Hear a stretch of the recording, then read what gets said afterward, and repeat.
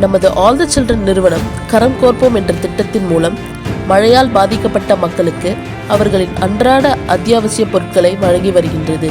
இதன் தொடர்ச்சியாக சென்னை எழில் நகர், ஓடை நகர், செம்மஞ்சேரி, சோழிங்கநல்லூர் பகுதியில் வசிக்கும் மழையால் பாதிக்கப்பட்ட மக்களுக்கு உணவுப் பொட்டலங்கள் வழங்கி வருகின்றனர்.